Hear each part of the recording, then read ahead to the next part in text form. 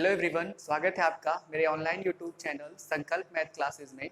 Students, इस class के माध्यम से मैं हिंदी मीडियम के क्लास 10th के विद्यार्थियों को मैथ की क्लास करवा रहा हूं।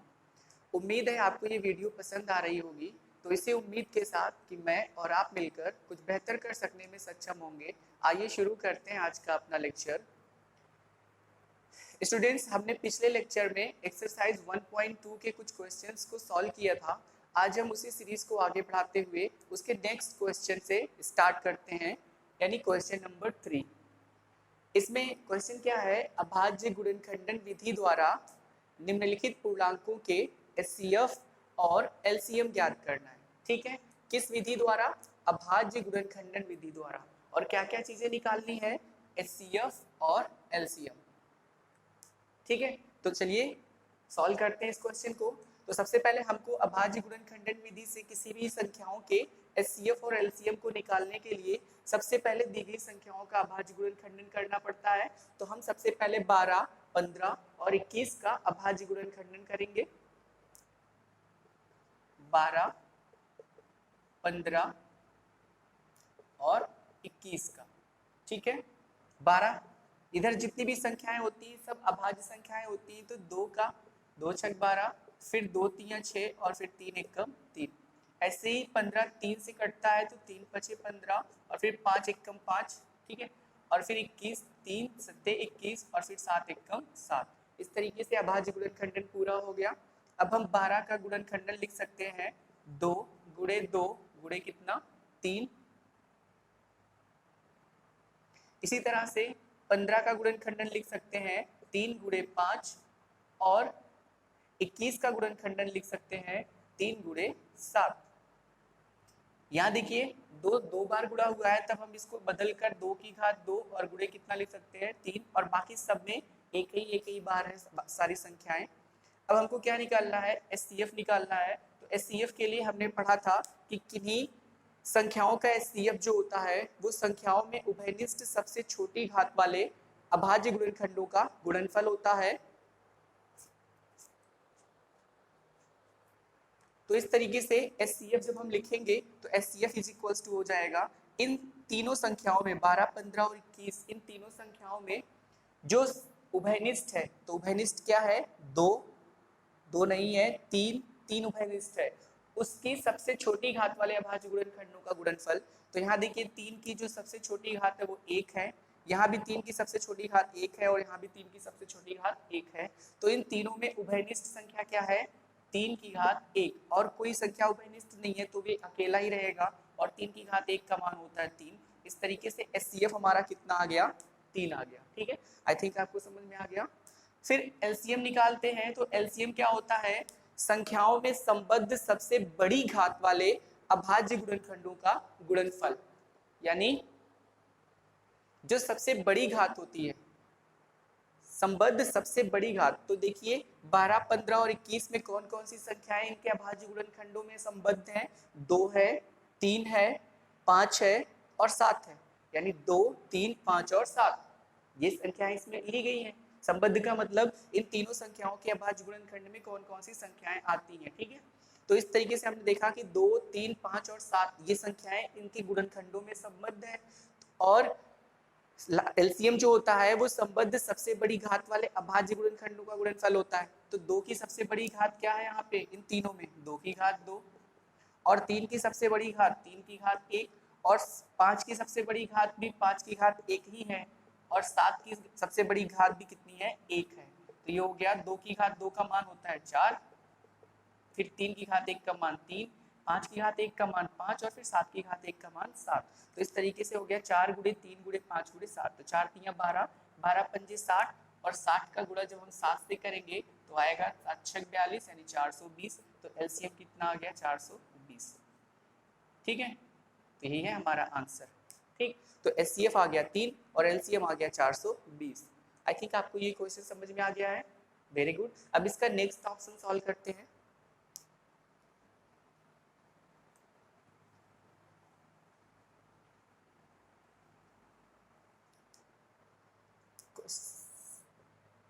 Option number second. ठीक है,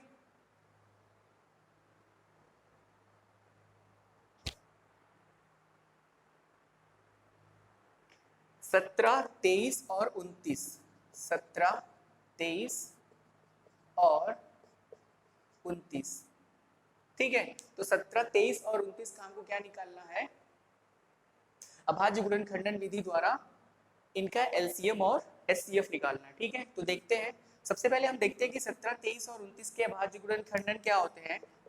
तो हम सबको पता है कि 17, 23 और 29 जो है ये कैसी संख्याएं हैं, अभाज्य संख्याएं हैं। तो 17, 17 से ही घटेगा, 23, 23 से ही घटेगा और 29, 29 से ही घटेगा। ये बस हमने चेक करने के लिए किया हुआ है। हम चाहे तो डायरेक्टली भी इसको लिख सकते हैं, क्योंकि ये हमको पता है पहले से कि 17, 23 और 29 जो है वो कैसी संख्याएं हैं, अभाज्य संख्याएं, ठीक है।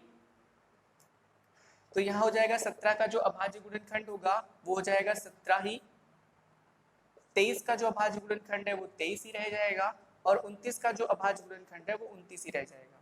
अब देखिए इन सब में कोई भी गुणनखंडन जो है वो उभयनिष्ठ नहीं है, कॉमन नहीं है, पर हमको एक चीज पता है कि किसी भी संख्या में एक का गुणा हमेशा होता है, यानी into one into one into one.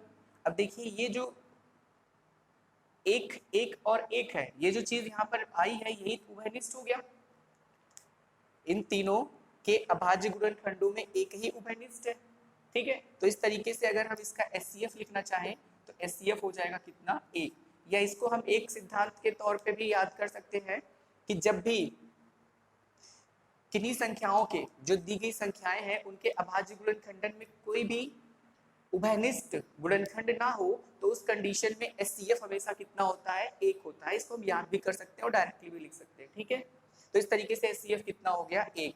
और एलसीएम जो होगा वो फिर से संबद्ध जो संख्याएं यहाँ संबद्ध है, यानी जो संख्याएं यहाँ पर ली गई हैं उनमें जो सबसे बड़ी घात वाले अभाज्य गुणनखंड है उनका गुणनफल। तो 17, 23 और 29 की सबसे बड़ी घात 17 की घात एक ही है, 23 की घात एक है और 29 की घात एक है। तो इस तरीके से 17, 23 और 29 का गुणनफल ही एलसीएम हो जाएगा। हम गुणा करके देख लेते हैं। तो जब हम पीछे से 29 को 23 से गुणा करते हैं तो 3 9 27, 3 दूनी 6, 2 8, 2 9 18, 2 दूनी 4 1 5। तो ये हो गया 7, 8 8 16, 5 1 6, यानी 667। और फिर जब हम इसको 17 से गुणा करेंगे तो ये कितना आएगा, 7 7 49, 7 6 42 और 4 46 और 7 6 42, 42 और 4 46। फिर 1 7 7, 1 6 6, 1 6 6 तो 9, 7 6 13, 6 6 12, 1 13 और 6 4 कितना हो गया, 10, 10 1 11, यानी 11, 33 और 9, ठीक है। तो फिर ये कितना हो जाएगा इसका आंसर, 11, 33, 9, यानी 11,339, ठीक। तो इस तरीके से हमने एचसीएफ भी निकाल लिया और एलसीएम भी। एचसीएफ हमारा एक आया और एलसीएम हमारा कितना आया, 11,339। आई थिंक आपको समझ में आ गया, वेरी गुड। अब हम इसका नेक्स्ट ऑप्शन सॉल्व करेंगे।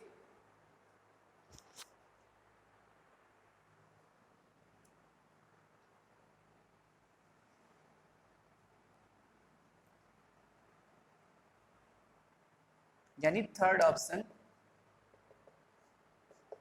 वो कितना है, 8, 9 और 25, 8, 9 और 25। इसको सॉल्व करके देखते हैं। तो सबसे पहले फिर से वही काम, इन तीनों संख्याओं का अभाज्य गुणनखंडन लिखते हैं, 8 का, 9 का और 25 का। तो सबको पता है कि 8 2 से डिविजिबल होता है, तो 2 चौके 8, 2 दूनी 4 और फिर 2 एक कम 2। हमें पता है कि 9 3 से कटता है, तो 3 3 का 9 और फिर 3 एक कम 3, और ये 5 से डिविजिबल है, 5 एक कम 5, कंप्लीट। अब हम इसका अभाज्य गुणनखंडन लिखते हैं, तो ये जाएगा 2 गुणे 2 गुणे कितना, 2, या फिर हम इसी को लिख सकते हैं 2 की घात 3। 9 का अभाज्य गुणनखंडन 3 गुणे 3 और ये हो जाएगा 3 की घात 2, क्योंकि 2 बार गुणा है। और फिर इसी तरीके से 25 का जो अभाज्य गुणनखंडन होगा वो 5 गुणे 5, और 5 2 बार है तो 5 की घात कितना हो जाएगा, 2 हो जाएगा, ठीक है। अब यहाँ भी देखिए 2 की घात 3 में आधार कितना है, 2, 3 की घात 2 में आधार कितना है, 3, और 5 की घात 2 में आधार कितना है, 5। इसका मतलब इन तीनों संख्याओं में इन तीनों संख्याओं में कोई भी अभाज्य गुणनखंड उभयनिष्ठ नहीं है ना। तो जब भी इस तरीके की संख्याएं होती हैं जब उसमें कोई भी अभाज्य गुणनखंडन उभयनिष्ठ नहीं होता है, तो अभी इसके प्रीवियस यानी इसके पिछले जो ऑप्शन था क्वेश्चन का, उसमें हमने देखा कि इस तरीके की जो संख्याएं होती हैं उसका एचसीएफ हमेशा कितना होगा, 1। तो यहाँ भी एचसीएफ कितना हो जाएगा, 1। 1 इसलिए होगा क्योंकि कोई भी अभाज्य गुणनखंडन उभयनिष्ठ नहीं है, ठीक है। अब एलसीएम कितना हो जाएगा, एचसीएफ तो हमारा हो गया 1, एचसीएफ कितना हो गया, एचसीएफ हो गया 1। एलसीएम कितना हो जाएगा चेक करते हैं, तो एलसीएम इज इक्वल टू फिर से वही चीज, संख्याओं में संबद्ध सबसे बड़ी घात वाले अभाज्य गुणनखंडों का गुणनफल। तो सबसे बड़ी घात क्या है यहाँ पे, 2, 2 की सबसे बड़ी घात है 2 की घात 3, और जो अभाज्य गुणनखंडन 3 है उसकी सबसे बड़ी घात है 3 की घात 2, और 5 जो है उसकी सबसे बड़ी घात कितनी है, 5 की घात 2। आई थिंक आपको समझ में आ रहा होगा। 2 की घात 3 का मान 8 होता है, इसका मान 9 होता है और इसका मान 25। हम गुणा करके देखते हैं, तो 25 और 8 का गुणा करेंगे तो 8 पंजे 40, 8 दूनी 16, 4 कितना 20, यानी 200, और फिर 200 का जब 9 से गुणा करेंगे तो 1800 आ जाएगा। यानी एलसीएम कितना आ गया 1800 और एचसीएफ कितना आ गया 1। एलसीएम कितना आ गया 1800 और एचसीएफ कितना आ गया 1। आई थिंक आपको ये क्वेश्चन पूरा समझ में आ गया होगा। Very good. अब हम नेक्स्ट क्वेश्चन सॉल्व करते हैं, क्वेश्चन नंबर 4। क्वेश्चन नंबर 4,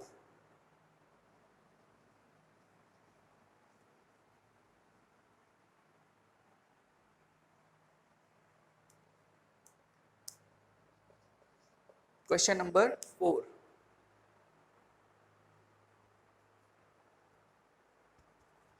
मैं क्वेश्चन लिख देता हूं, एचसीएफ ऑफ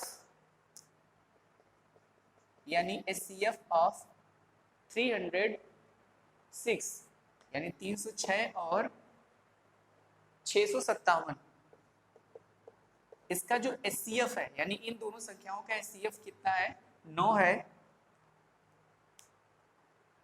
ये दिया है, ये क्या है, दिया है। और फिर हमसे बोला है कि एलसीएम ऑफ 306 यानी 306 और 657 का एलसीएम जो है वो ज्ञात कीजिए। ये क्या करना है आपको, ज्ञात करना है, ज्ञात कीजिए। आई थिंक आपको क्वेश्चन समझ में आ गया होगा। 306 और 657 का एचसीएफ 9 दिया हुआ है और हमको उनका यानी उन्हीं दोनों संख्याओं का 306 और 657 का क्या निकालना है, एलसीएम निकालना है, ठीक है। तो चलिए देखते हैं इसको किस तरीके से सॉल्व करते हैं। आपको कुछ आइडिया तो लग ही गया होगा कि हम इसमें कौन सा फार्मूला यूज कर सकते हैं, ये वाला, है ना। Very good.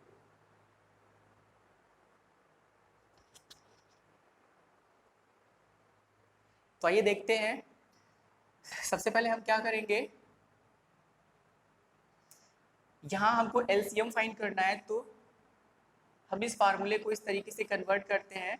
LCM of 306 and 657 यानी 306 और 657 का एलसीएम जो होगा वो, देखिए फिर से मैं यहाँ समझा देता हूँ आपको। अगर हमको एलसीएम निकालना है तो एचसीएफ को इधर भेज दीजिए, और एचसीएफ जब इधर जाएगा तो मैंने बताया था कि बराबर की किसी एक तरफ अगर गुणा है तो दूसरी तरफ क्या हो जाता है, भाग हो जाता है। इसलिए अगर ये एचसीएफ इसमें गुणा हुआ है तो दूसरी तरफ जाएगा तो भाग हो जाएगा। यानी कि दोनों संख्याओं का गुणनफल, दोनों पहले हम फार्मूले के तौर पे लिख लेते हैं ताकि कोई प्रॉब्लम ना हो। यानी अगर हम ए कामा बी यहाँ लिखें तो ये हो जाएगा ए इंटू बी अपान एचसीएफ ए कामा बी। ठीक, फार्मूले को हमने इस तरीके से मॉडिफाई कर दिया है।